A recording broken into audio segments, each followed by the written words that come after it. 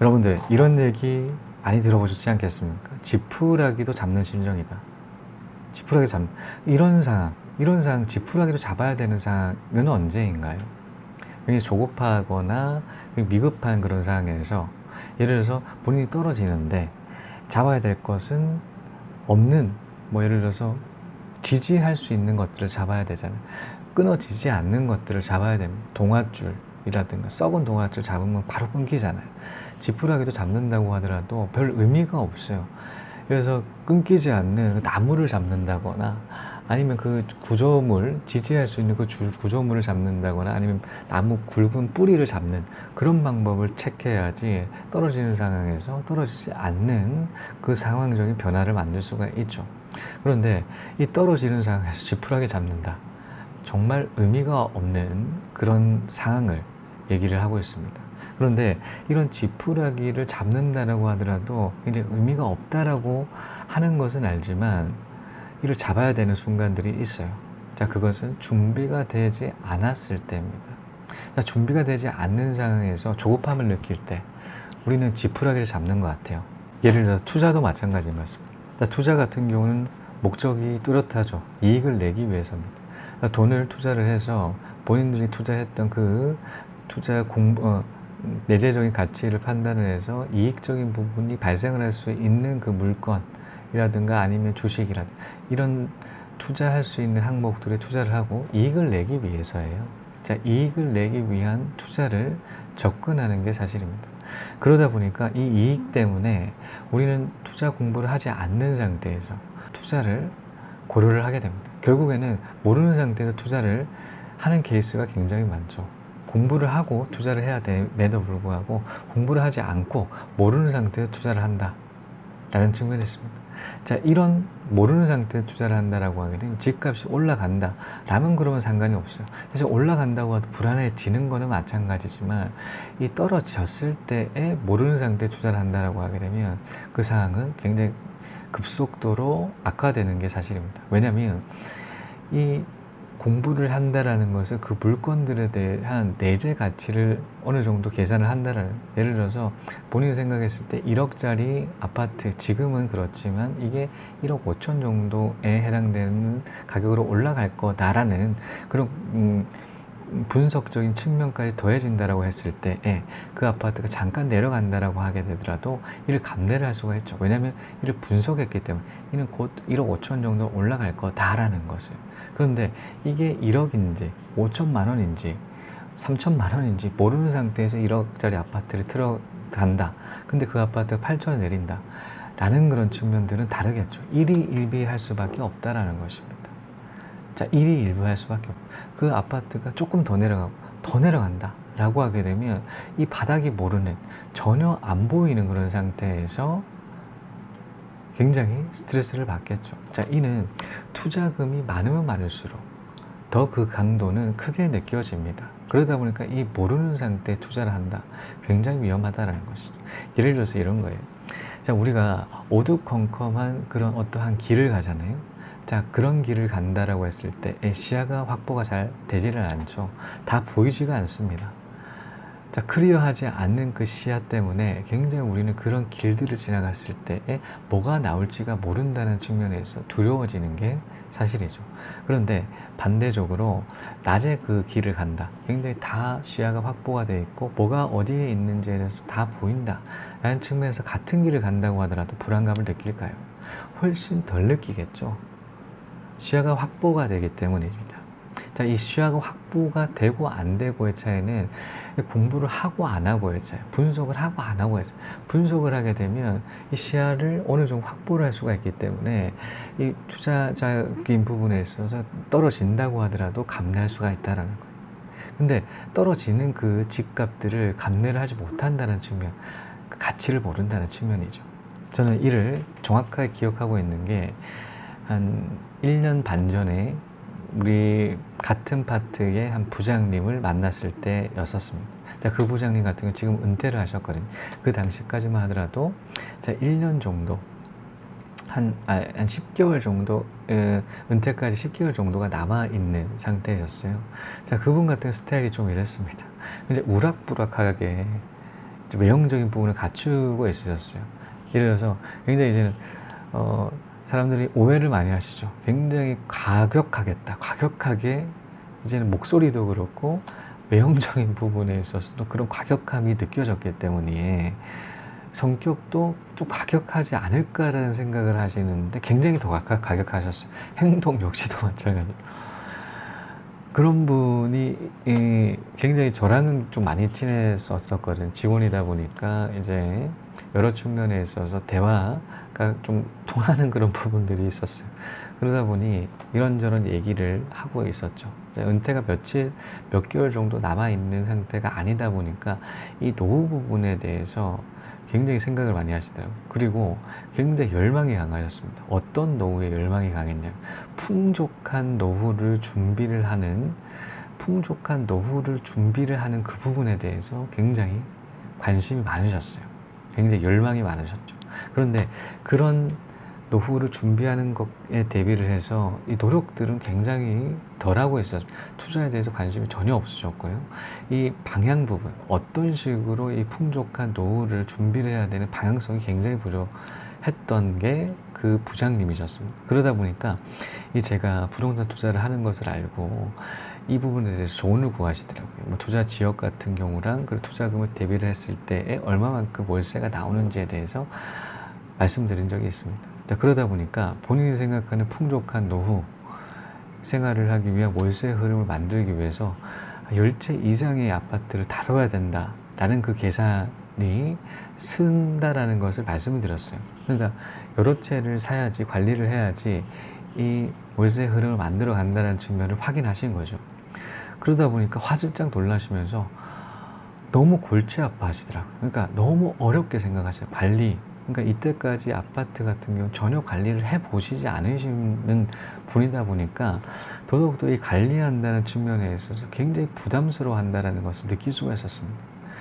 자, 본인이 보유하고 있는 아파트 한 채가 있으셨는데 한 채 관리도 자기 스스로가 해외에 있으시다, 해외 주재원 근무를 하시다 보니까 본인 스스로 관리를 안 하셨기 때문에 더더욱더 이 관리한다는 그 측면 굉장히 어렵게 생각을 하셨다라는 측면에 손살을 치시면서 못한다 이런 얘기를 하시더라고요.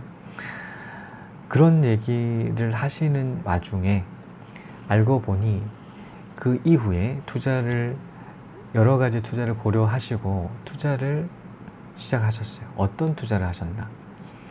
본인의 그 열망이 있으셨잖아요. 이 굉장히 풍족한 노후를 보내기 위한 그 아파트 월세, 이 현지 내에 있는 이 나라의 아파트 월세 투자를 분양을 받았다라는 얘기를 직접적으로는 못 듣고 간접적으로 들었어요. 슬 이렇게 투자를 하셨더라고요. 그러니까 투자한다는 측면에 있어서 이 자기 진짜 친한 사람이 아니라고 하게 되면 이야기를 좀 못 하시는 그런 편이셨는데 저한테는 더 조심하셨던 것 같아요. 그런데 이 여러분을 통해서 확실하게 알았죠. 알고 봤더니 그 당시에 이 현지 내에서 굉장히 이제 월세 수익률이 높다는 측면에 투자자들이 몰렸던 때가 있었습니다. 그 몰리는 순간에 휩쓸려서 투자를 하셨어요. 얼마를 투자를 하셨나? 5억을 투자하셨습니다. 분양을 받고 난 다음에 2, 3년 동안에 이 나라 같은 중도금 무이자 개념이 없죠. 매달마다 한 700에서 800만 원을 3년 정도를 투자를 해야 돼요. 계속 넣으시더라고요. 그랬는데 5억을 투자를 해서 과연 얼마의 월세 수익을 기대를 하시냐라는 측면들이 한 500, 그 당시까지만 해도 500 정도가 나온다라는 계산이 섰었죠. 자, 5억 투자를 해서 500이다라고 하게 되면 확실한 계산을 쓰잖아요. 그러니까 5억 정도 더 투자를 한다면 월세가 1000만 원이 나온다. 그러면 본인이 생각했을 때의 풍족한 노후 자금을 확보할 수 있다라는 그 확신이 드셨던 것 같습니다. 그러다 보니까 이때까지 제가 말씀드렸던 여러 채를 관리하지 않는다라는 그 측면도 장점이 될 수가, 한 2채 정도만 관리를 하면 되니까요.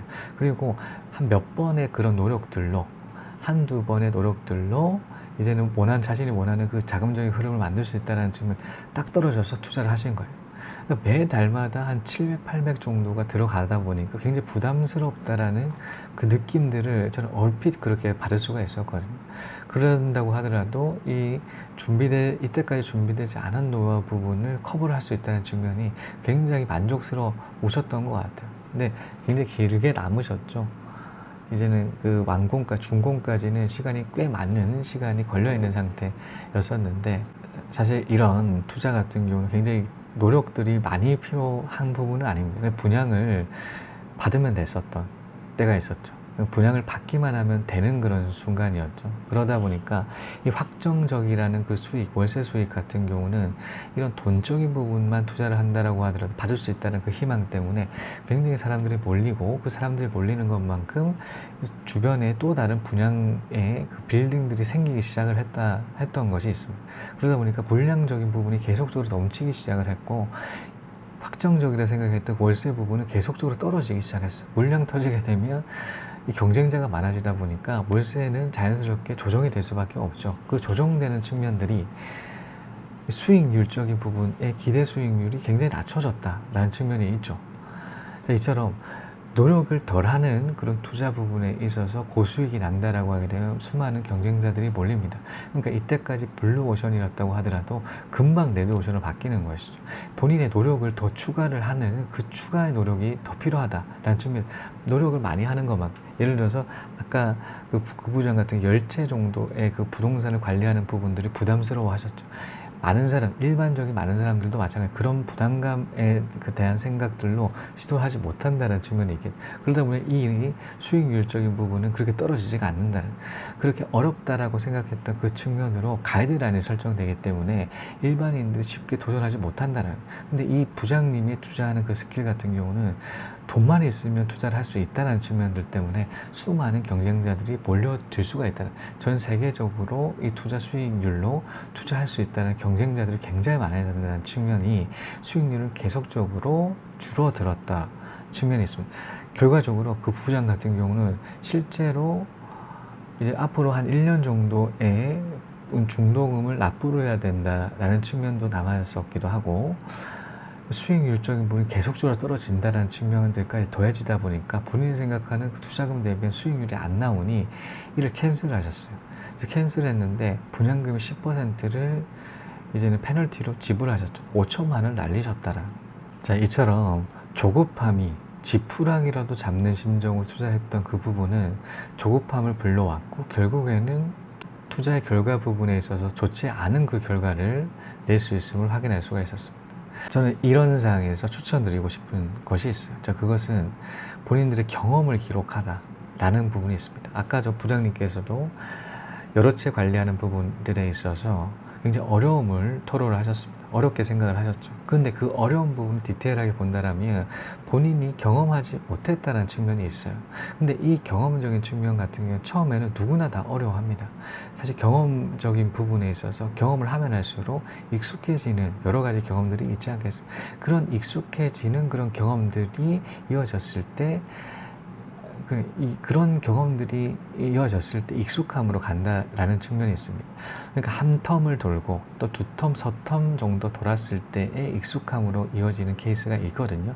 자, 그런 측면, 그런 경험적인 반복적인 경험이 익숙함을 낳는데, 저는 그런 의미에서 기록을 하시라 라는 측면을 말씀드릴 수가 있습니다. 하나의 경험을 쌓는다라고 하더라도 기록을 한다라고 했을 때 그 경험이 끝났고 또 추가적인 비슷한 경험을 했을 때 그 기록적인 측면을 다시 확인한다라고 하게 되면 사실 기억력에 의지하는 것보다 훨씬 더 생생하게 떠올릴 수가 있겠죠. 그 기록적인 측면을 그대로 읽는다라고 하더라도 이때까지 그 처리했던 그 방향성 부분을 확인할 수 있기 때문입니다. 자, 이런 경험을 쌓는다는 측면, 아까 어렵다고 생각했던 그 경험적인 부분을 기록으로 하나둘씩 쌓아간다라고 하게 되면 자신의 관리 영역이 점점 확보를 할 수 있다는 측면을 확인할 수가 있습니다. 그러니까 경험을 쌓는다는 측면이 기록까지 더해진다라고 했을 때 자신의 그 실력적인 부분이 급상승한다라는 측면이 있습니다. 저 같은 경우는 예를 들어서 부동산에 문제가 발생한다라고 그 문제들을 기록을 하고 있어요. 예를 들어서 그 문제를 해결했던 방법 플러스 어떠한 업체들을 통해서 얼마의 가격에 어느 정도 기간 동안에 수리가 됐다라는 측면들을 기록을 하나 둘씩 해둔다라는, 그러니까 그 지역에 같은 비슷한 문제가 발생한다고 하더라도 이 기록을 통해서 어느 업체의 어느 정도 가격 부분을 바로바로 확인할 수가 있고, 자, 이를 통해서 훨씬 빠르게 그 문제들을 해결할 수 있는 그 측면들을 확인할 수가 있죠. 저는 이렇게 월세 관리뿐만이 아니라 이제 공인중개사 부분에 대한 그런 비용적인 측면, 그리고 어떤 이제 능력치에 대해서 기록을 해두고요.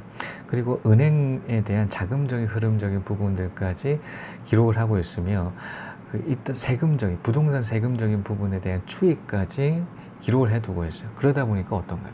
하나 둘 문제가 발생한다라고 하더라도 이 해당되는 기록할 수 있는 부분에 대한 추가 항목들이 생겨요. 추가 항목들이 생긴다는 것은 관리 영역들이 하나 둘씩 더 늘어난다는 것입니다. 이처럼 경험적이 약한 위크 포인트 부분들을 하나 둘씩 본인의 장점으로 승화를 할 수 있는 부분이 이 기록의 장점이에요.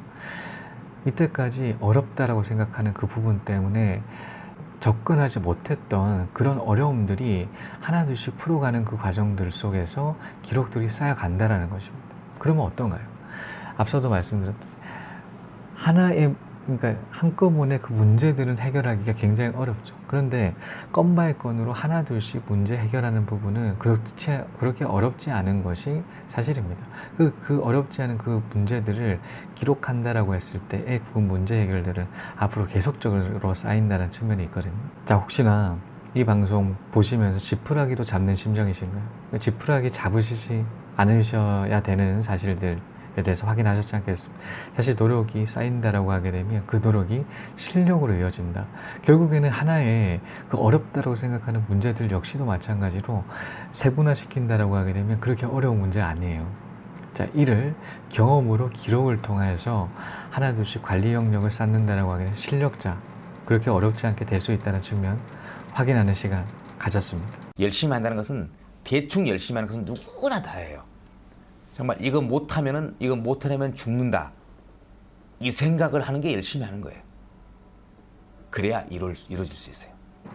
자, 이것으로 지푸라기 잡는 심정으로 절대 지푸라기 잡지 마라 는 여기까지입니다. 시청해 주신 여러분 감사합니다. 다음 시간에 또 뵙겠습니다. I built this shit from the ground up, and can I mention there will be no 9/11? You can never break me down, son. Work hard, play hard, surf hard, stay sharp. Always on the go, even though my name is Jay Park. I'm on your radar, from Sydney to Bangkok. See, out of the soul, spitting glue, knowledge gangstar. There's a going.